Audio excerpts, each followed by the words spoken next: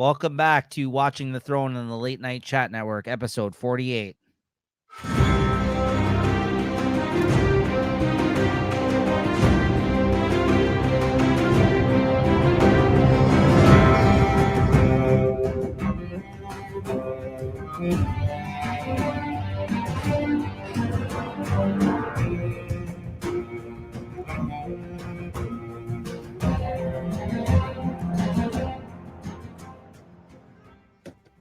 All right, welcome back, everybody. And before we get started, a nice little ditty that I forgot to play at the end of the last episode here for you guys, for all you Braun fans out there. Here's Braun singing the Dornishman's Wife here from the last episode. The Dornishman's taken my life, but what does it matter, for all men must die, and I've tasted the Dornishman's wife. I've tasted the Dornishman's wife. Gosh, beautiful, beautiful. Shout out to Braun. There you go, guys. Welcome back to Watching the Throne, which is our Game of Thrones overview review show where we talk about episode by episode of Game of Thrones. I'm rewatching the show for the very first time after watching it the first time it aired, and JT is new to the show, watching it for the very first time. So, we're still fairly new to the show in that sense. And sometimes we have super fan guests on as well, which I should mention. We're actually having on Kyle, a returning guest who was on with us for some episodes in season 4, who will be joining us for the next episode, guys. So make sure to check that out, which will be episode 9 of season 5. So make sure to check that out, guys. And these shows will continue to come out weekly, Thursdays at 8 p.m. Normally they air. So you can check those out when they air live. Go back, check out the playlist. You can also follow us at Late Night Chat Network, our Instagram account, to be up to date as to when these shows do come out. Jay, welcome back, man. How you doing? Same like I was 15 minutes ago. Well, there you have it. There you have it. So, thank you for tuning in, everybody. Make sure you like and subscribe, as always, to the channel. And hope you're liking this show so far. And as I mentioned, guests coming up and a great discussion here today. Today, we're going to be talking about season 5, episode 8, Hardhome. Jay, what did you think of this episode? It was Hardhome, bro. No, it was outrageous. I mean, it was crazy. You took a lot in. You had to take. There was a lot coming in this episode. I think I have like 6 pages written down about little things here and there. I mean, did some carried on from last episode, some stories and some brand new ones and things that that we've seen very little of earlier on. But this is the only thing I can say is this is like, I don't know, Game of Thrones meets fucking Walking Dead. Yeah, a bit.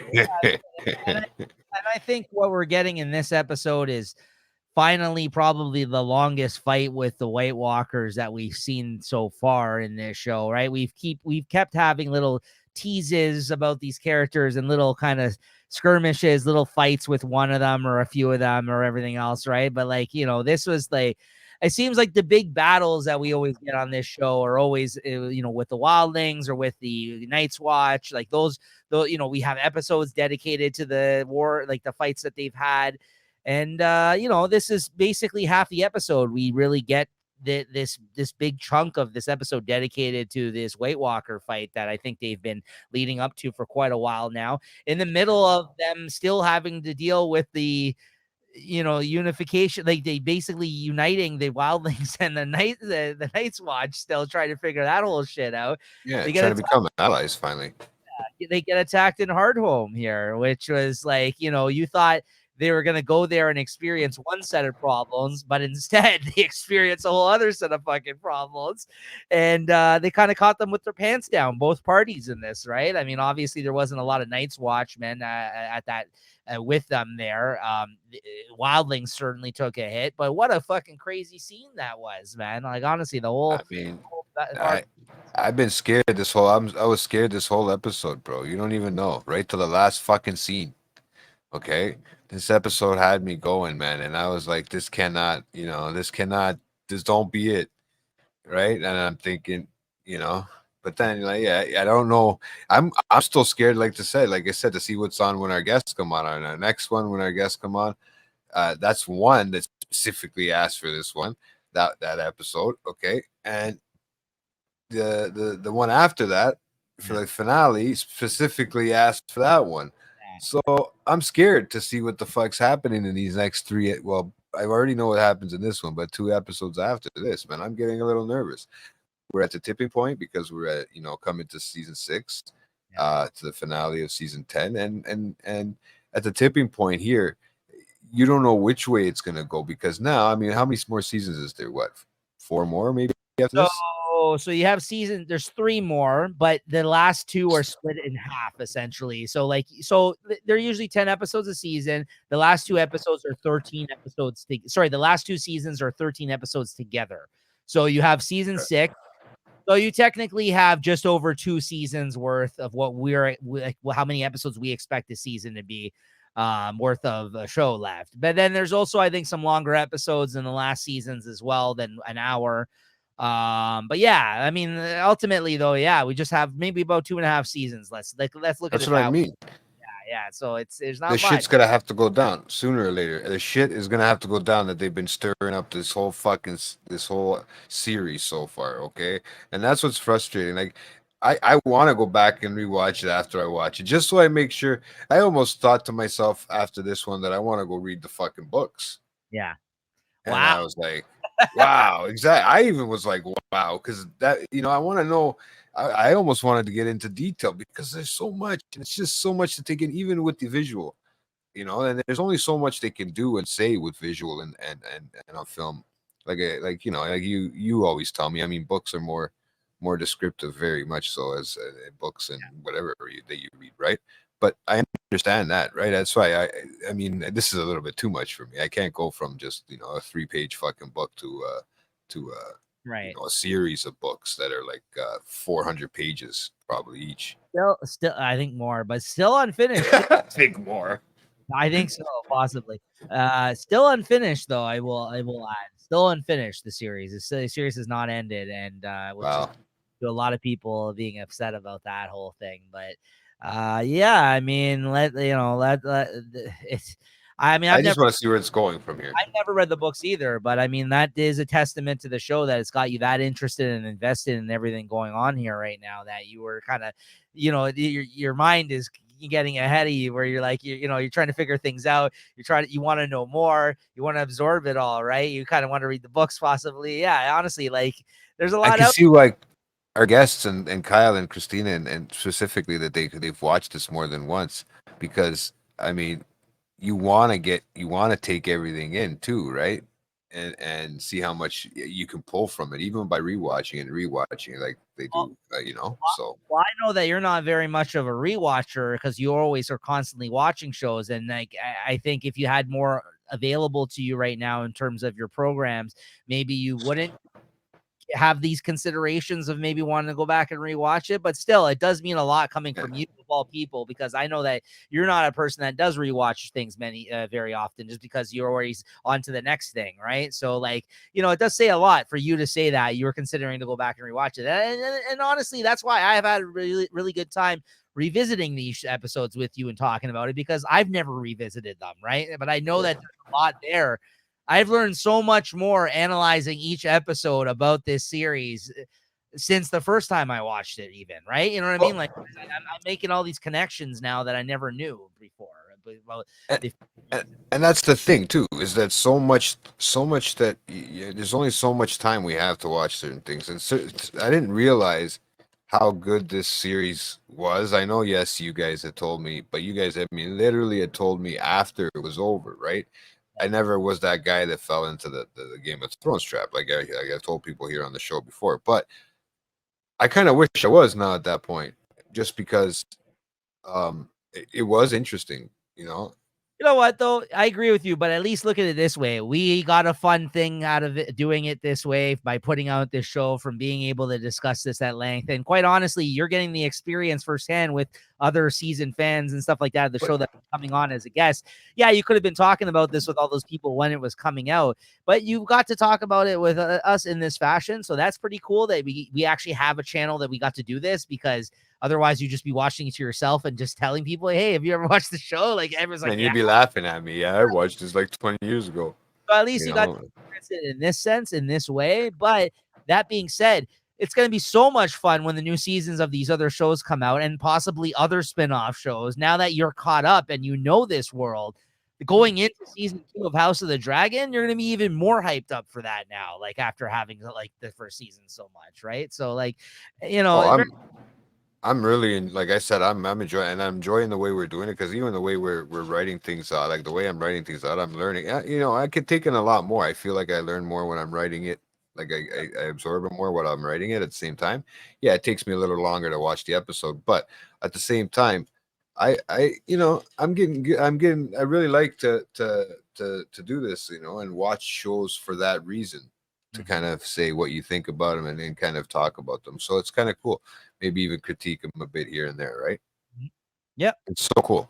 Yeah. And doing it with you has been, that's what I mean. They're doing it with you too. It's been with the movies, all that shit's been awesome, man. Yeah. It's been a lot of fun for sure. And I know a lot of See you people, later. a lot of people This tend joke. to, a lot of people tend to enjoy them as well, right? Like you said, like we have other people we know that tune into these shows, and people that Yeah. we've never actually had on the show that have joined us as guests as a result of what we're talking about, right? So it's been good. It's been good in that sense doing this show. So yeah, there you go, guys. So Hopefully we can do more. yeah, hopefully you liked and subscribe to this, and there will be more to come, and even in the Game of Thrones kind of realm. Like I said, before House of the Dragon season 2 comes out, we have a plan to actually rewatch the first season of House of the Dragon, leading right into the new season of House of the Dragon. So, you know, when this is all done, we're probably going to take a break from there. But then after that, you know, because these episodes are going to be airing into the new year, guys. I mean, we're pre-recording a lot of this, truth be told, but these are going to be going into the new year. I think we're going to have enough episodes to go up to February or March, Jay. So honestly, by the time that this actually all airs and is put out there, you know, House of the Dragon season 2 could be right around the corner, and that's when possibly we can start watching season 1 again, rewatching that, and getting right on to season 2. So stay tuned, Yeah. guys. And you know, if it wasn't spoilers, I would tell you some of the other shows that have been hinted at possibly of being spin-off shows, but I just don't want to tell you what those are, because then it could also spoil some of these, you know, Yeah. you know, I don't want to say what these shows possibly could be about, because it would spoil some of the plots. Yeah. If they're prequels and stuff, or no, if they're afterwards and the people are still alive. That's what I think you're getting at. Yeah. Right. So I can't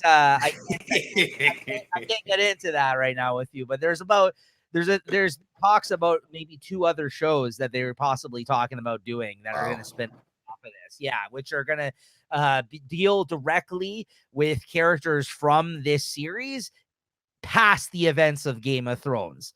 So that's all I'll say about that. So it's actually going to go forward past Game of Thrones. And then also they're talking about doing another prequel type show too, which is prior to the events of the Game of Thrones, right? Which is kind of like House of Dragon, but based on another family, right? So I would think the White Walkers or something, or the fucking crazy. Like, you got to find out the history. I don't know where that history is coming from, man. I want to know more. I will say this. Oh, sorry. It's not much of a spoiler. You're going to learn more about them before the show's done. All right. Okay. I will say that. So don't worry. You're going to learn more. I know about their CGI is getting a little better. A little, yeah. But let's get into the events of this episode, guys. Season 5, episode 8, Hardhome, as I mentioned. All right.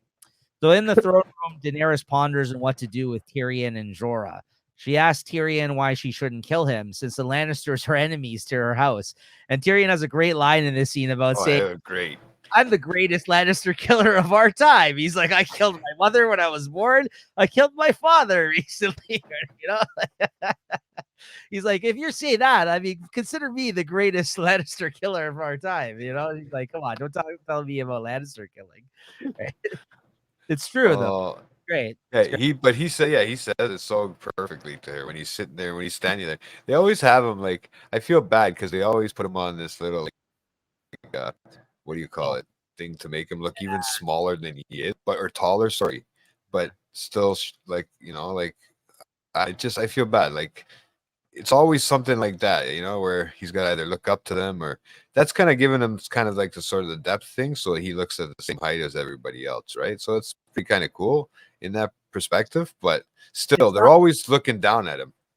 Well, I mean, in these situations, they're all at their thrones, you know what I mean, looking down on him, which they would do with their subjects anyways, right? But like, Yeah. you're not go up to the queen, right? But like, you're right in the sense that they always have to put him in these different planes, like Different angles. as a result. Yeah. So, he claims to have killed both of his parents, and by that, he is an enemy to the Lannisters as well. Daenerys isn't convinced that killing one's own family is a good reputation for someone in her service. Tyrion counters by wondering aloud if she at least is worth his service. Ordered to tell her why he has come to her from the other end of the world, he explains how he learned about her own story from rumors and from Varys. He says that she, a lost girl born in a storm, who with virtually no assistance managed to acquire a barbarian horde, an effective army, conquered 3 cities, break the slave trade, and hatched 3 dragons, might be worth living for when he lost everything he had lived for until then. He adds that Daenerys needs his advice despite having a powerful army and large dragons, as she lacks both political experience and practical knowledge of Westeros. Facts. Facts. This guy spits facts in this fucking But scene. he's told her straight, yeah. But she's like, you deserve.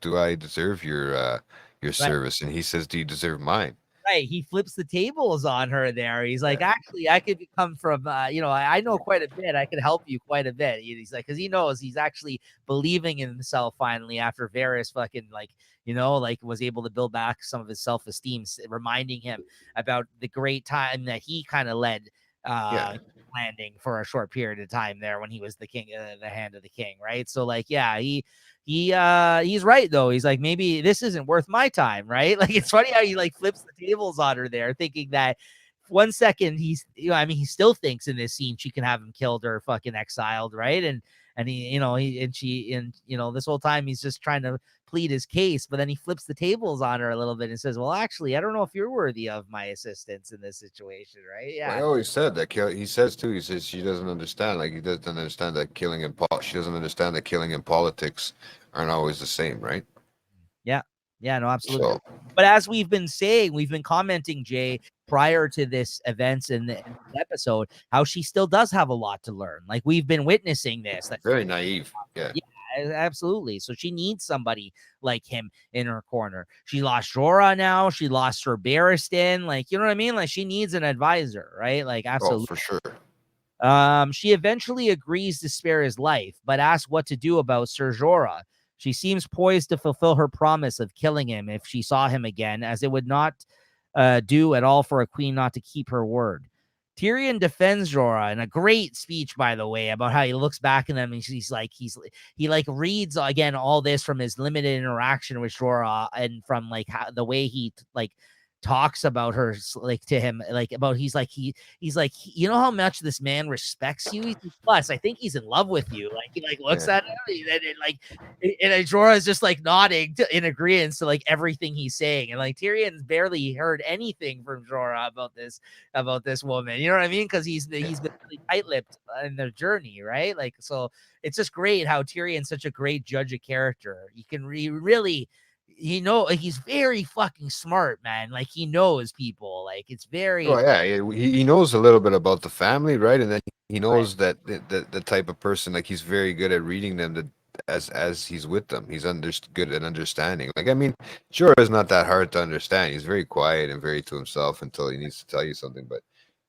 he asked the question so goodly. I mean, Tyrion in this about, did he do this? Did he have a chance to confess to you and all that stuff? And I thought that was great because, he goes like, this man's in love with you. Yeah. Right. And like again, you never express that to him, but he can tell. Like he's like, this man's like obsessed with you. Like that's why. Like and then you're right. He asked like, what did he have an opportunity to reveal this to you? That he like he did this behind your back, and she's like, yes. And then he kind of like 2 times, yeah. looks at him kind of a little disappointed. He's like, "Oh, really?" He's like, "Well, there's not much I can fucking do." Like he looks like he was ready to defend him, and then he's like, "Ah, you fucked up." You know what I mean? He's just like, "Yeah, well, what am I supposed to say?" I like what he said too when she's like, "Oh, maybe I can kill him," and he's like, "Well, a ruler who kills doesn't inspire devotion." Like he tells her straight up, right? Like he's like, "No, like if you start No. doing and you want people to be devoted to you, they're not going to be devoted to you if you just start killing people. Like, you know what I mean? Like, Especially for no reason. I mean, he didn't really do anything that bad. He's just trying to, you know. So um, yeah. So Tyrion defends Jorah, commenting that he's clearly devoted to her and quite possibly in love with her, but also that he did not trust her enough to inform her of his mission to spy on her for King Robert, and that therefore he cannot be trusted to stand by her side.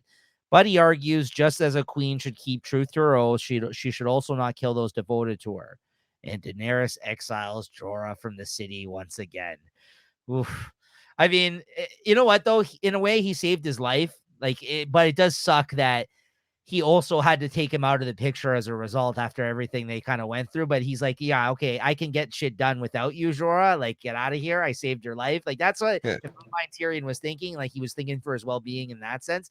But no one knows that this guy has fucking grayscale now, too, by the way. No one knows here. No Well, one. that's what I mean. Like he looks at it. They do that little bit. He does that little look at it again as he leaves, right? Yeah. And you know, I mean, they're. I don't know. Are they saving him? Are they not? Like they just remind you that he still has it. Don't forget, it's there, right? Whether it's, but it hasn't gotten bigger for that mark. Like, they're exiling him after he basically helped her by bringing Tyrion there because she Yeah. can't trust him. And Tyrion, even though he was trying to defend him and even admitted to that, he's like, yeah, no, he's like, you can rule, but you can't have him by your side if you're going to do it. Right. That's what he's like. Yeah. You already broke your trust. Right. And then in this next scene, we're back in King's Landing. You get a very, very quick scene of Cersei basically with that nun woman basically telling her to confess. Like, she's giving her shit and like smacking her and shit, and she's like she wants to get her to confess, like she's giving her shit, the nun. Very, very quick scene though. It's like, I don't know, less than a minute, and then it cuts away from that. And we go back to Bravos here. Arya assumes the identity of Lana, a clam seller, in this scene. Kind of continuing to follow up on the storyline that they have with Arya, now basically making up stories about herself and her identity so she can truly be no one, someone who can basically morph into these other identities and trick people and kind of do this kind of thing, right? So under the tutelage of Hagen, Jaqen Hygar, right? So she shows him she can convincingly become a different person, developing an elaborate and very believable backstory.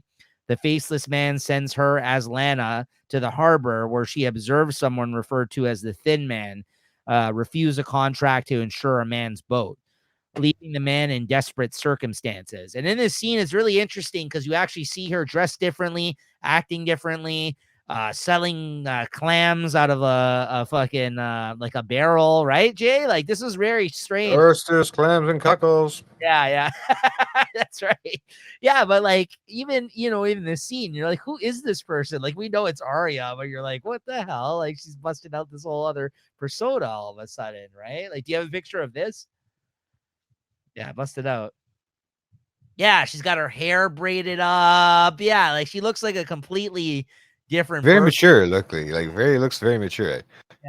Yeah. No, very, very interesting though. Like her kind of assuming this identity, right? So Very cool.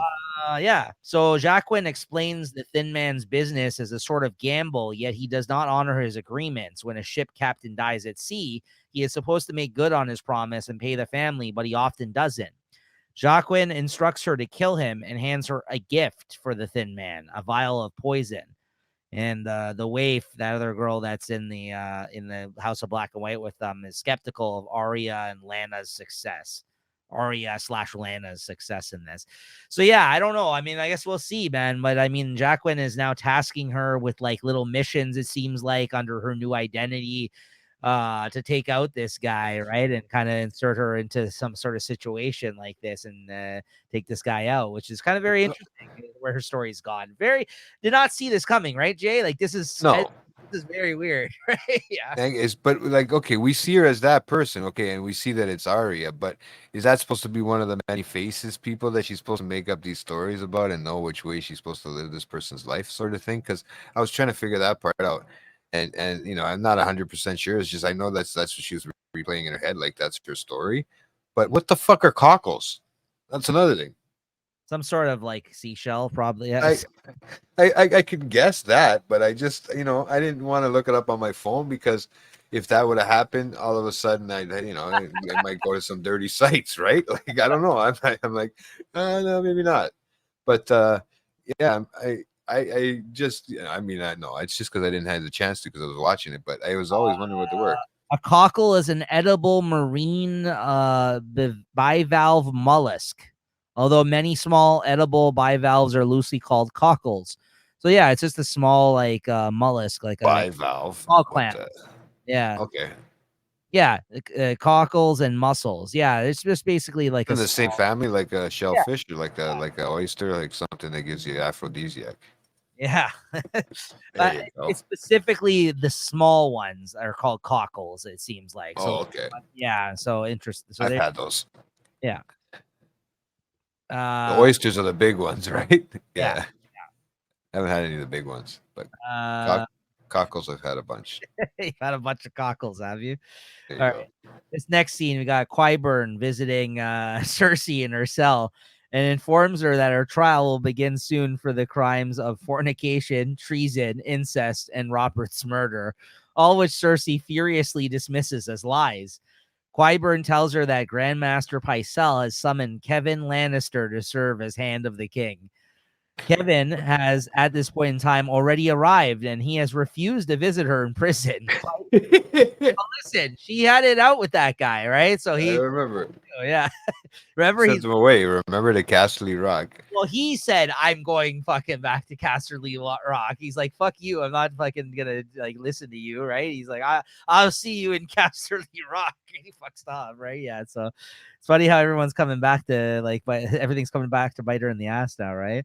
Um, She didn't know how to play the game. She's losing, bro, so far. She'd been past jail. She had to get stuck in jail, and now that's what happens.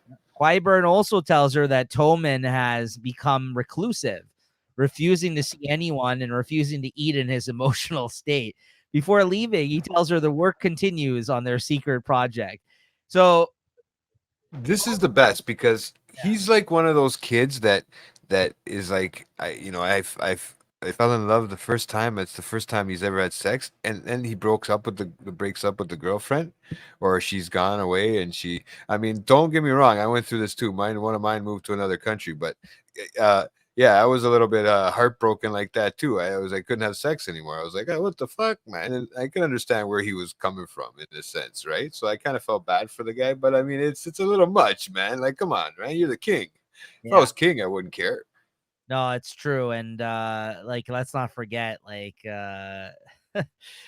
now his mother and his wife have been taken away from him in prison, right? So like, and this guy being a mama's boy like he is, now he doesn't have anybody around to really advise him or like that he's you know what I mean? Like now, like the two women in his life are gone, right? His wife and his mother. So this guy doesn't know what to do because he's very timid, Tolman. Like he is I smart. would think too. Yeah. So If she gets in trouble for these crimes, I mean, he would be probably lose his kingdom or whatever, his kingship or whatever they call that. So yeah. I'd like to see what happens. Yeah, we'll see. So Mhm. now back at Winterfell here, a bitter and determined Sansa confronts Reek about his latest betrayal. Reek apologetically affirms he was helping her and that there is no escaping Ramsay. He tells her that Theon Greyjoy tried to escape, but Ramsay caught him and tortured him until there was no Theon left. Sansa coldly expresses approval and reminds Reek of the role he played in her family's downfall, and that if she could do to him what Ramsay did, she would. Reek shamefully admits he deserved his torture as he did terrible things, specifically killing those boys. Enraged by his dismissive reference seemingly to her brothers as those boys rather than Bran and Rickon, Sansa demands to know why they should be dead while he still breathes the air, forcing Reek to finally admit that they were not, in fact, Bran and Rickon, only two farm boys, which we all knew, but she did not know it. But you know what? I think with this one too, not only did he slipped out, but it was kind of something that he kind of I think he did purposely to threw that in there just so if see if she caught it. But I don't know. I kind of I understand why he ran out and whatever because he's still scared, but he slowly gave it away, right? Like and then I I kind of got that little bit of he's maybe he's still in there, Theon, right? But I guess not. You He's know, very reluctant though this whole time to give up that information, but you're right. Like he's struggling to it's like he's been really pushed in this scene because like he feels so much guilt already for what he did to the Starks. You know what I mean? Like so like having seen her struggle, but like I'm just still surprised how he didn't break after having forced to see Ramsay rape this girl that you lived with like your whole life. Like this girl was basically his sister as well in a sense. You know what I mean? So like the fact that could you imagine that? Fuck. no, I can't. So the fact that he fucking was able to not break in that moment, like I'm very surprised that he got this. Yeah, Yeah, you're right, but there is a little bit of Theon still in there. It seems like in this scene for sure. crazy world. Um, So yeah, they reveal that it's only two farm boys. Stunned by his admission, Sansa anger towards Reek cools, but when she presses him as to where they might have gone, calling him Theon again, he breaks down and runs out of the room crying, "Not Theon, Reek!" Yeah, bro, I was dying. Yeah. Oh, bro. Oh, Yeah, I know. Come on. All right. So then we got Roose Bolton here in this next scene maintains that his army must wait inside Winterfell, thus starving out Stannis' forces, as Winterfell had enough supplies to last 6 months under siege. Such conditions would cause a mutiny in the ranks of the Baratheon force and break them down. Ramsay, on the other hand, has a plan to defeat Stannis decisively and asks yeah, his father to lend him just 20 good men. Wow. Bold fucking bro. on his part, eh? I want to know what the fuck he's gonna do because obviously, I don't know if we get into it in this one, but yeah, I want to know what the fuck's coming with 20 men because I mean, he's already skinning people, cutting penises off and shit like that, or balls and stuff like that. Like, I love to see what this guy's capable of, man. Like, I mean, if he doesn't die, but I mean, I'm pretty sure he's a little bit messed up, and he'll be around for a while, man. Yeah, he's a dirty motherfucker for sure. So yeah, He's cool and crappy at the same time. He's cool and shitty at the same time. You don't know which way to cheer for. no. Kind of like you're in the middle. It's like a Dr. Jekyll and Mr. Hyde sort of thing. Later, Tyrion and Daenerys sit in her solar. I don't know what that. It's like a sunroom, I guess. I don't know what that is. Yeah, Talk Solarium, probably. Right? Valerian. Yeah, Talk about ambitions. When Tyrion mentions what a horrible father Tywin was, Daenerys admits that she no longer has any illusions about her own father. Daenerys is curious about the circumstances of Tyrion's murder of Tywin. He promises that if she decides not to kill him, then one day he will tell her. But on that day, they will need a lot more wine than the large decanter that they are drinking from. Wow, I was really surprised they open up to each other about their fucked up families in this scene. Like, I guess finally Daenerys confides in someone who also has a bad family life. You know what I mean? Like, so like she's able to actually connect with somebody on that sense because I know everyone else looks badly at her because she's the daughter of the Mad King, right? yeah, But like Tyrion is just like, well, I killed my father and he was a prick too. So like, what's the difference, right? Like, yeah. They had a good moment there too with the when they're talking like they're he's I don't know, I mean I don't know how he's I mean he's keeping himself alive first of all, but yes. he's also kind of making an ally with a fucking woman with dragons. So I don't know, man. He's gonna go from the little guy to like being cool with dragons. Maybe I don't know. I like to see what happens. I mean, if you look at it though, he has no more allies in King's Landing because of what he did, Yeah, right? And the fact that Cersei's still technically there, even though she's down and out at the moment. So like he really can't align with anybody else at this point to survive. You know what I mean? So like right now, this is the best thing he has going for let him. me ask you a question. It's only him and Jamie, right? That are the brothers. Yeah. Okay, so figuratively speaking, in this whole thing, if I was to jump ahead and say something like, because if she's going down for treason, that means Jamie's got to. I mean, going down for fucking incest, that means Jamie's got to go down too. That means Tyrion is a fucking heir to the throne. If they don't know he killed his father, well, yeah, he killed his father, so maybe not. No, Unless nobody knows, only one person knows. no, because Tommen's still alive, right? If Tommen died, then maybe it would have to be Oh, another. well, Uh, Tommen's made out of incest, so but that maybe they it doesn't count. there's people that know that, but they can't prove it. So, like at this point in time, he is technically a Baratheon blood king, right? You got to remember that Oh, the Baratheons are in power. They're married into the kingship right now. The Lannisters, it would only go to the Lannisters if there wasn't any Baratheons to take over, take right? over. Okay, yeah. Still around, Stannis. But like since Tommen is technically the son to who the king was previous with Robert and the other son for that's why I went to Joffrey first because he was the older son. Then really the only other person that would be able to get it would be another blood born relative, son of the. That's why they killed all the other actual bastards of Robert Baratheon. Remember when they Yeah. went? Because if that's why it went to a Lannister child, because if he actually had a blood-born son that is another one that's older than the Lannisters' children, then they would have been king. That's why they That's why they went to go kill him. Yeah. Okay, okay. Now I got it. I remember. I'm just had to think back a couple seasons now for a second. and technically that's why Ned thought that it's not only right that Stannis be king, but he also thought he was the best man to be for the job. That Robert would have given it up to him, even though he fucking like they didn't get along, all the brothers at that point in time. Over like that was why Ned really wanted to push for Stannis to get because he thought he was the next in line, anyways, as a result of everything going on. But the Lannisters fucked around, and that's the whole reason that they got in. Yeah. Right? Yeah. Cersei, yeah, and thing. Yeah, I got it. I remember now. Yeah. Yeah, just that's what I mean. The second rewatch would be even more easier. It'd probably sink in a little bit more. You get it? Right. So No, I know. there you go. I wouldn't have been able to explain that to you before if we haven't done that. I was wondering. I was thinking that same thing as you were explaining it so well, though. Thanks. But Uh, yeah, no, I got it now. no, for sure. So they're sitting there talking. They discuss the role of Varys in their stories, and Tyrion assures Daenerys he trusts him and that he's probably the reason she wasn't killed years ago. Tyrion was convinced by Varys that she could be a ruler who deserves his support. Daenerys decides Tyrion will remain as her advisor, but confiscates the wine as a drunk is of no use to him, which that stinks for him, right? He loves drinking. When Tyrion asks Daenerys what she wants to be advised on, Tyrion nearly rolls his eyes at her desire for the Iron Throne. He suggests that she might want to stay in Slaver's Bay and build a new kingdom for herself in Meereen, complimenting her on reopening the fighting pits and her upcoming political marriage. See, this guy sees all the moves too. Well, Tyrion's just like, yeah, I think he's kind of impressed too that she's learned how to be a leader too, as so far, right? Instead of just somebody that was just a throwaway now at this point, I guess. right. Not now, but yeah, in the beginning. She assures him that she will stay and help stabilize things and make sure the slave trade stays broken, but Essos is not her home.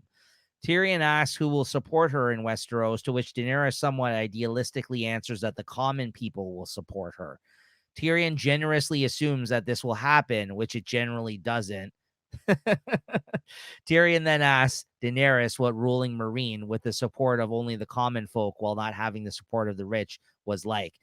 Meereen has been in a state of chaos without the combined support of the great masters and the small folk, and extends this to Westeros and its great houses. He notes that houses Targaryen and Stark are effectively dead due to the combined actions of their two terrible fathers. Neither House Lannister nor House Baratheon of Dragonstone will ever support her claim in light of their histories with the Targaryens. Tyrion says that this leaves House Tyrell, who might be willing to switch sides due to Cersei's recent schemes against them, but that is still not enough. Daenerys stubbornly likens the great houses, including her own house Targaryen, to the spokes on a wheel, one on top of the other, and on, crushing the commoners beneath them in their struggle for supremacy.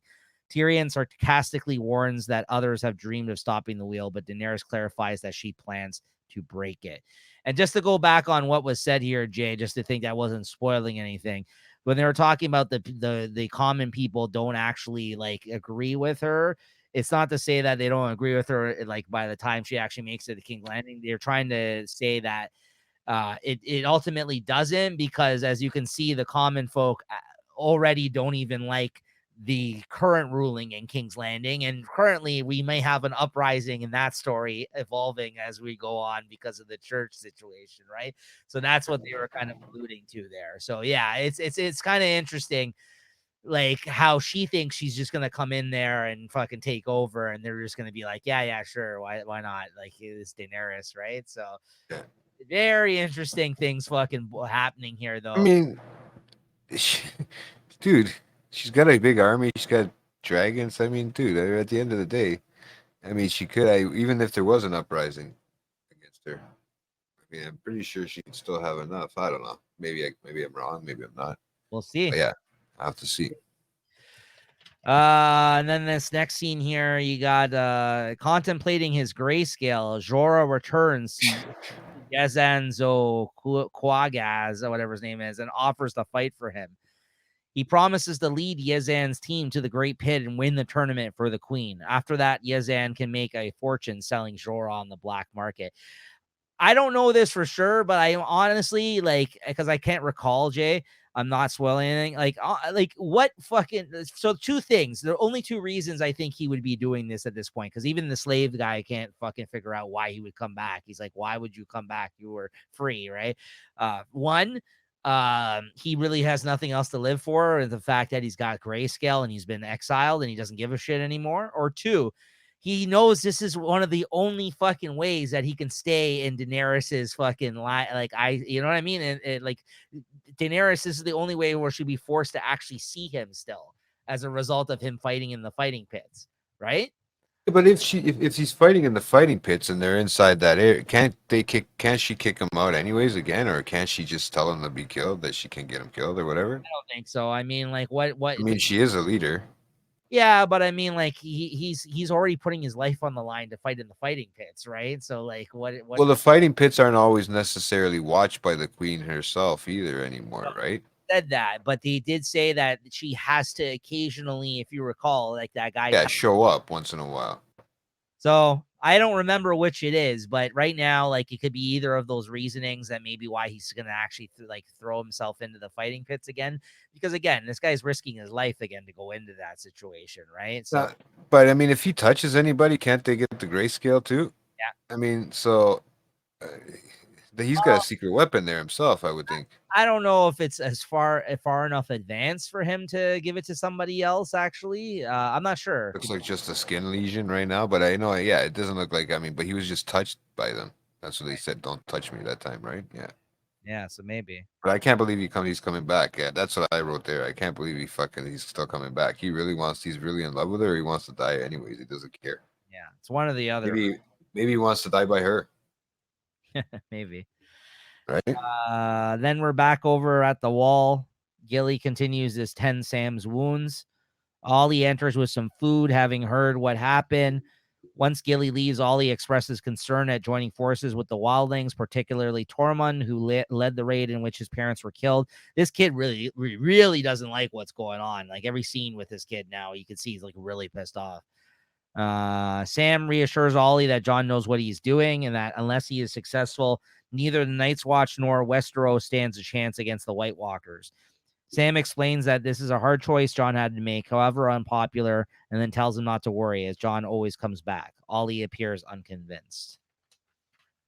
He always comes back, yeah. But that's the thing is, like, is that a hint that he's because he's not so convinced? That's what I thought about, because he also said this, because even Sam he said he always comes back, but even Sam was kind of worried about this one. Right, so that's what I was like. Is he trying to hint something to me there? I even wrote question marks because I had put a star beside it. That's the one I said, because like I said, is Sam trying to Sam's a man who has to make a hard choice, and that might look wrong to others right now, but in the long run, sometimes you make hard choices that look wrong to others but are good in the long run. Or right? Maybe it'll backfire on him. People already seem very upset by this, right? So. Well, I mean, it's yeah. I don't know, dude. I love that you still have it in the back of your head that he dies because of my brother said it. Yeah, because nobody's telling me, and it's still there, bro. Because I'm like, I like this guy. I don't mind him, I hate that he said that to you and it's fucked with your head since, but it's actually kind of fun too at the same time. To watch me, yeah, because you can like laugh and get going. Like, who knows? He could be alive right at the end. Especially when shit like this happens, right? So, You so know, could end up married to friggin' Khaleesi's or something. Who knows, bro? So, going on here, this next scene, this is kind of leading us into the rest of the episode, which has to all Crazy. the next half of the episode all has to do with Night Watch stuff, which a lot of it takes place with a lot of action scenes and stuff like that. So there's not too much to cover as much as the rest of the episode in terms of dialogue or stuff. 4 pages of No, dialogue. there's still lots to cover. I just meant like there's not going to be your usual kind of setup of scenes. Yeah. Because there's going to be a lot left unsaid, is what I'm trying to say. So feel free to throw stuff in here, Jay, because you did write down notes. Because I'm just going by the synopsis here. Yeah. So, yeah, And before the Gilly part, there was a quick thing, and I wrote down because when I did write LOL, and I said because the guard that nun guard kept coming in, right? Oh To yeah, Cersei. you're right. Yeah. Yeah. And she is taunting her with the water and stuff, and I thought that was kind of cool because confess, and she goes, I'd rather kill you, and she's like, pours the water on the floor, and then you watch Cersei drink it right from the floor, bro. Yeah. I mean, oh, dude, I was laughing. Poor Cersei, LOL. I wrote like the cocky. Yeah, good you caught that, actually. Yeah, so I did have it here. Septa Unella continues to demand Cersei to confess in return for her freedom. She remains defiant despite being obliged to drink water from the floor out of sheer thirst. Yeah, I love seeing her come up, getting her fucking due. That's all I got to say about it. I don't feel bad for her at all in these scenes. No, it sucks, but whatever. What are you going to do? Poor Cersei. Poor Cersei. But I wrote it like a LOL at the end, so it's like just joking, right? Obviously. All right, so this next scene here with Jon going to Hardhome to scoop up the rest of the wildlings with Tormund. Jon Snow and Tormund, along with other members of the Night's Watch and the Free Folk, arrive at the wildling town Hardhome to convince the rest of the wildlings to join them in the upcoming war against the White Walkers and their armies of whites, which are the undead. Insisting on never being an ally with a crow, the Lord of Bones, who has a fucking cool outfit of bones, like the fact that he's bones just like he's all over him. He's got like an armor of bones. That reminds me of Yellow Jackets. Yeah, very cool. You're right. Yeah. He insults Tormund for being at the side of an enemy like Jon Snow. Tormund seizes the Lord's staff and beats the shit out of him to death. Dude, that was awesome. Yeah, the wildling elders decide to gather in the towns to hear out Jon's proposal, an alliance between the Free Folk and the Night's Watch in the face of their common enemy, the undead. Yeah, Tormund don't play that shit. He fucking beat the shit out of this guy, beat him to death with this fucking stuff. He said, now we're gonna go talk or what? And they actually they cleared the path for him to walk. Yeah, that was awesome, man. Yeah. He does not fuck around. Yeah, because that's with the black with the crows. Well, yeah, the outfit, the bone guy, Lord of Bones, though, too, also accused him of sucking Jon's cock, remember? And that's when he fucking started freaking out. He's like, oh, you suck his cock too, or some shit like that. That's when Tormund fucking flipped. He's like, what? What'd you say about I want to? Yeah. Starts beating the shit out of him. So, having not seen Mance Raider since he was taken prisoner at the wall, the wildlings question his whereabouts. Snow reluctantly informs them that he is dead and that he shot him personally with an arrow. The group is infuriated, but as they move in to kill him, Tormund vouches for him, describing how Raider was about to be burned at the stake as a warning from Stannis Baratheon and how Snow defied him by ending his life quickly instead of humiliating him and making him suffer in the flames. Some leaders are convinced, such as Carsey and the giant 1-1, as his name is. That giant is awesome. But others like the Then, which are those like cannibal guys with the like scars on their head. Yeah, show us. Warrior Loboda begin to leave. Yeah, and there was a funny comment after he began to leave because one of them says, "Oh, I hate those Thens." I hate that. Yeah, there he is. Yeah. Who is that? Zachary? I don't even know his name. Zachary Bahar. Jon offers them the dragon glass daggers, telling them that his friend had killed a White Walker with one. The wildlings still seem unconvinced. So yeah, I mean, like, again, the Thens aren't on board. Already they're struggling to unite all their own people to believe in not only the Night's Watch, but also that Tormund is making the right decision by a lot, like, getting them to help them out. And John kind of tells them straight. He's like, I'm going to bring you over to this new area. You guys can farm there. You can survive there. We'll turn, we won't bother you until we need you. Like, he kind of is really giving them a great opportunity here, but they're just like, they're just after years of being at war with these people, they're just obviously, they don't believe this shit that's happening, right? They're like, how can we just like, Yeah, yeah, like be friends with you now, right? So I get it's it. I scary. get, Yeah. I get it. Well, you know what? He goes, we won't be friends after either. He goes, they just want what they want to kill us. They don't care who it is. They don't care if it's us or whoever. They're just going to kill us regardless. But if we team up together, we might have a chance. Yeah. Right? It makes sense, right? And we can still go back to fighting afterwards. Let's just survive this fucking long winter. We'll let you guys pass through. Like fuck. Yeah. No, he's not wrong. Oh, Well, it makes sense. yeah. While approximately 5,000 free folk gather to set sail to the wall, the Night's Watch starts gathering the dragon glass daggers in the tent. Ed approaches one who's that's the giant who holds one of the daggers, examining it curiously. The giant appears unwilling to hand it over and asks Ed, "The fuck are you looking at?" In the giant's, uh, form of the old tongue. That was hilarious. He just looks down at him like, and he goes, "What the fuck you looking Yeah. at?" Here he is, right here. I know you're a big fan of the Giants, so yeah, very Yeah. cool.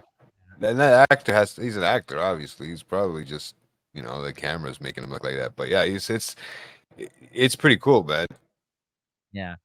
Ed walks away quietly without collecting the arrowhead. Suddenly, dogs begin barking and the sounds of a storm are heard.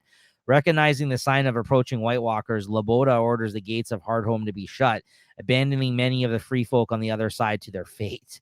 As the storm reaches the village, the screams of the people shut outside the walls of Hardhome quickly fall silent.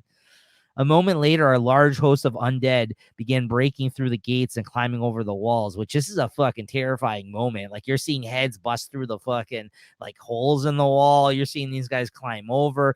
Like, and again, they're just caught with their pants down unexpectedly. Yeah. A whole horde of these guys starts coming, like you said, in like a zombie-like fashion, like World War Z type shit. Like if you've watched that movie where they're just like swarms of fucking like White And they're Walkers. faster, yeah. They're not like regular zombies, like obviously, yeah. But you could see them. They're coming, and they're coming out of everywhere. Mhm. Yeah, it was cool, man. The graphics, they keep them moving fast, so you kind of get a vague. I like how they do it with the whole CGI and some of the graphics that they're doing, right? When they have the whole horde coming towards it, they kind of blend it in, so it makes it look even better. But So it's some really people getting good. No, it's some better. some people complain though at the time even that again it's too dark in places. Like it's a little bit Oh dark, yeah, so it's hard to kind of because of the extent of the technology, I think of CGI at that time, they couldn't brighten it up as much for whatever reason. So yeah, there's some times where other people will argue against it, saying like, well, it's nighttime when these things happen. But yeah, you still kind of want to see what the fuck's going on though, right? So John and with the Tormund, snow, that's what I mean, right? So yeah, John Tormund, Laboda, and Carsey, who I believe is the woman, Wildling, and Loboda is the Then guy that we met, fight alongside others to give as many people as possible an opportunity to make it in their ships. Edison, Tollet, 1-1, and others are trapped inside the town hall, which is set upon by undead and catches fire. In the confusion, the bag of dragon glass weapons is lost. So yeah, I crazy. didn't even realize that it got lost. I thought they just forgot to get it, but I didn't Well, realize it. right now it's lost, but they never got an opportunity to go back and grab it. Yeah, you're right. On the top of a hill overlooking Hardhome, several White Walkers mounted on undead horses observe the battle. This is fucking cool, man. These guys on the horses, including the Night King, who's really cool. Noticing them and realizing the need for dragon glass, John and Laboda go to the burning town hall only to be confronted by a White Walker warrior. While Laboda faces the threat, Jon Snow goes for the dragon glass. Laboda is quickly killed after his axe shatters immediately upon contact with the White Walker's ice blade. And this is when Jay actually messaged me the other day, guys, when he had caught up. He actually watched this episode before me, and I couldn't remember at the time what had happened in this episode to actually answer his question. But Jay, at the time, you had asked me if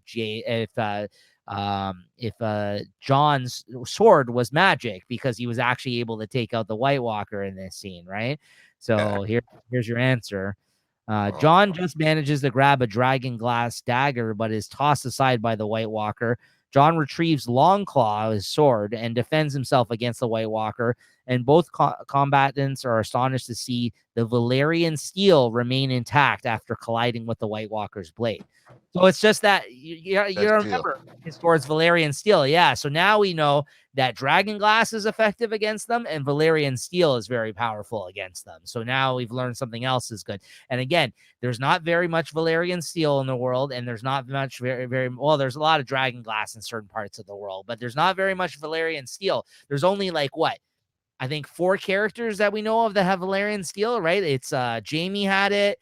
Then it was given to Joffrey, and then I guess now Tommen has it. I so feel like this thing is gonna be like even the House of the Dragons, like the Valerians couldn't defeat these White Walkers at one point because they couldn't outlast the cold. That's the only reason I'm thinking like maybe it'll be part of House of Dragons. Who knows, man? As a prequel thing, that'd be so neat. Yeah. But I don't know, man. It's just kind of cool because it looks like those are the only 2 that can kill each other in that sense. Mm-hmm. Right. So, yeah. Well, we don't know if they can kill the White Walker. White Walkers can kill the to answer your question, is sword isn't magic, but it is made out of Valerian steel, which is a good thing to point out, and that is probably why he was able to defend himself, obviously, over the other guy's weapon, right? So, seizing the opportunity, John strikes the White Walker, shattering his body into fragments of ice, confirming that Valerian steel is just as lethal to them as dragon glass, which is a pretty fucking cool discovery to have made at this point, right? But again, not everyone wields a Valerian sword. We can count on our hand how many people have Valerian steel in the show right now, right? So that's pretty fucking crazy when you think about it. Who's going to be helpful with the White Walkers? So you got to think of it in that sense, right, Jay? So very interesting. Unless they can get their hands on more Valerian steel. The Night King, watching the entire battle from a distance, seems at least mildly intrigued by this turn of events. Meanwhile, this is brutal. Meanwhile, Carsey fights off multiple undead before being confronted by a pack of undead children. Frozen by the horror, she is unable to resist as she is mauled to death. She gets fucked up, man. They just swarm her, and she gets clawed apart by zombie style, like a fucking 20 children undead. I was wondering if they were hurt because I know she sent off a couple kids and stuff, right? I was wondering if it was part of that group. Well, that's why I think it hit her a little bit differently than others, that she ran into the children, because her kids, she had made sure that they went on the boats. And meanwhile, this woman there sitting there fighting. And of course, it's going to hit the woman a little bit differently, all the children, right? So, crazy. But she got it. She got it bad, man. She got it bad out of everybody there. Brutal. The White Walkers deploy another large host of undead, letting them hurl themselves over the cliffs above. That was the best. John, Ed, Tormund, and the remaining defenders flee for their lives. Anything else you want to add up to this point, Jay? I'm about to get into the final scene here, which is fantastic. But go ahead. Anything else? Well, like you said, have we got to the part where where what's his name? The giants and stuff too get attacked by the White Walkers and stuff like that from inside the house. Yeah, this is right here. Shielded by one, who's the giant, who throws several undead off of himself and wields a burning log as a club before walking into the sea. And it's so cool because he can actually walk in water because he's so fucking huge, right? So he literally throws them slowly off of them, and they're biting him, and he's hitting them off like bugs, and like wasps, and all of a sudden he just walks right into the water, and he doesn't sink. He just walks because he's so big. Like the boats are all going out, they're all running away, and he could just walk right up beside the boat. He's just walking through the ocean, man. It's crazy. I'm like, how's this guy going to swim across this thing? And he just walking. Yeah. He has no problem, man. It was fucking crazy. Awesome. So yeah, they managed to get to the last remaining boat and quickly row out to a safe distance as John and the others look on in horror. The Night King raises his arms triumphantly. All around it, the slain wildlings rise up as undead, including Carsey, the woman that we just saw get mauled. The Night King and his army continue to stare in silence as they retreat. What a final fucking moment as John and him lock eyes across from John being on the boat, running away for their safety. And then he sees the Night King, and then the Night King does one of these, like he just like raises his arms and like just like that, he doubles his fucking army from all the people that they just killed in that moment, bro. Like it's like, how can you stop that? Like, it's like, bro, he just killed like almost all the wildlings that were in Hardhome, and then he makes them all his like warriors, His people, yeah, his warriors or whatever it is. the army. He adds them to the undead Yeah. army right away. What a chilling It's end, though, bro. Like, and then John, like, just like, fuck. Like, when he's watching this, he's like, Jesus Christ. Like, what am I going to do, man? Like, yeah. It's just like they got defeated so badly in this battle, and they took out almost all the wildlings that they were trying to save. Like, yeah. right? Like, It was nuts, bro. So now the wildlings are gonna be part of these fucking undead. There's gonna be, oh my god, bro. And that's what I mean. They're all coming for the wall. they were massacred. They would call this the Hardhome Massacre if they were going to refer back to this, bro. They were massacred in this fight. Like, the wildlings fucking, and like, you know, Well, they they kind of got what they deserved in a sense, because the that's what they are doing to people. Thens were taken out. Well, listen, if the men that were with Sean that were part of the Night Watch were there right now are not convinced after what just fucking went down that he's making the right decision, that they need to band together. If anybody on those boats thinks otherwise, then they're fucked. Like, you don't even want those guys on your team. You know what I mean? Like look what happened, Yeah, he right? did. They just killed everybody, bro. They didn't care who you were, and you were who was standing in their way. It was crazy. I don't know why they didn't start running off and start like just let them try to take down and just get in the boats, man. They were taking too long to try to fight back at first because they were on the other side. But once it went silent on the other side of the wall, they should have just said, you know what, uh, fuck it, you know, let's leave. But then no, they were trying to cut the fucking arms as they were trying to reach through and stuff like that. They were trying to they could win, right? Yeah. But now I think they know that they're not going to win, and it's just I was happy to see that at least John got out of the scene, right? This show, this episode. I don't know. Like I said, I'm still nervous about it, bro. Like I said, Well, if whether it is what it is or what it is what it isn't, I don't really know. But reason reason to be scared about what's going on with them, just because look at what they are up against, right? So like, you'd be stupid not to be worried about him at this point, right? And that's without with knowing any spoilers or what's gonna happen, what's not gonna happen. You would be stupid as if you were just speaking on this episode if you were not concerned about what was gonna happen to him next after this. Well, Right? Like, look at this. It's like, this guy is, they are outnumbered by the dead right now. Like, thank God for that water, or they would be done. They couldn't travel across the water, though, the dead, right? he made a smart move, and it's so funny because it comes back to kind of what Ramsey said about bastards all being the smart ones, right? Like, you know, like they can go far or whatever. So I mean, I feel like his army is going to be big after this episode. I haven't, like I said, I gotta catch up one more right after this one. So well, there's two more after this one, and it's like, oh, right? But yeah, it's gonna be fucking nuts, man. So I can't wait. Like I said, this season, there's a lot of things that yeah, it's funny because I just thought of them out of the blue. Yeah, probably it was yesterday, and I today it's kind of like, yeah, I know, and I'm thinking that the I'm trying to think of why they want to come on these certain episodes, but I'm not 100% sure yet, and I don't want to talk too much and say too many things and get myself too worried. But I'm still trying to wonder what the fuck's going on. Like you said, we haven't even seen. We just heard a mention of Brian and Rickon, but we haven't seen them this whole season, right? I know. So it was weird. Not at So all. no, so I'm just waiting to see who's alive, who's dead, who's gonna die. I mean, I can't wait for the court. the focus has shifted on quite a few people right now, right? Like, we don't know where Varys is. Jorah, possibly we may not see again this season. We don't know, right? Like, I mean, like, it's we'll see what happens, but yeah, some very interesting things building up right now, man. I'm glad you're so into everything happening, though. I will say, and it's not a huge spoiler, but other than maybe some of the other events that may happen in the next episode, the main reason why our next guest, Kyle, will be joining us for season 5, episode 9, everybody, which is actually called The Dance of the Dragons, is because there is some dragon stuff in this episode. So hence the name. So that's all I'll say about that. That is what Kyle said to me, is that he likes the dragon stuff that's in this episode. That was the reason why he wanted to come on this next episode. So there you go. I'll tell you why. Well, I think that means I'm not going to see an episode of Cersei going to trial yet or anything. And I want to see the court stuff start beginning with the sparrows too, right? No, that's not to say the whole episode has to do with the dragons, but it is named The Dance of the Dragons the next episode. So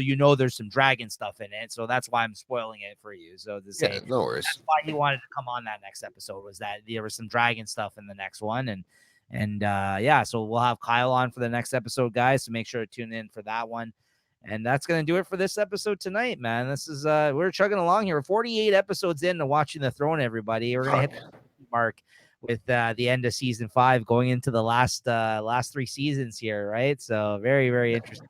So yeah, some great stuff coming up still. And Jay will be kept in suspense of whether or not John or who else are you afraid is going to die at this point, Jay? Like, who else would you let's just get a prediction. Like, who do you think's in danger right now of dying at the end of this season if you had to predict? Sam?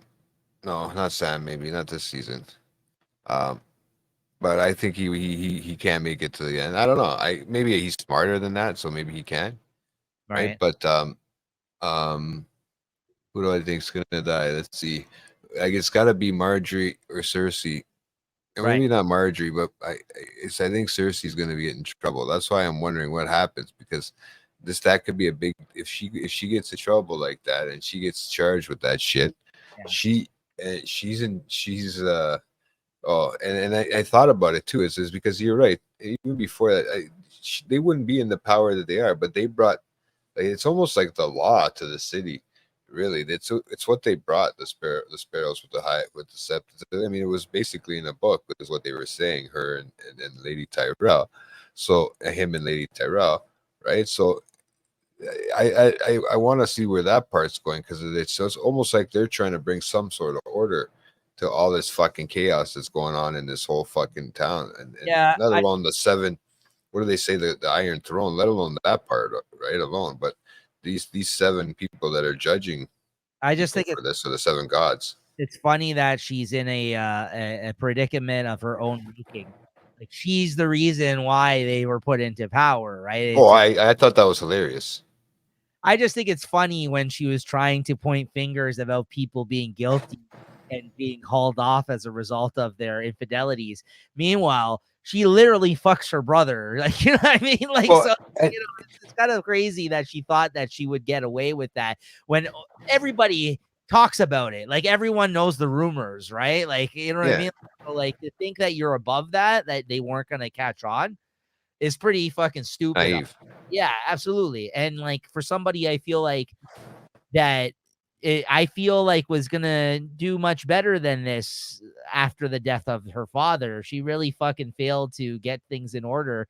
Like, she was playing the game, like you said, she was doing good, she was making moves. It looks like she was gonna, come out on top, but she made one fucking bad decision, and she pulled the wrong card. Right.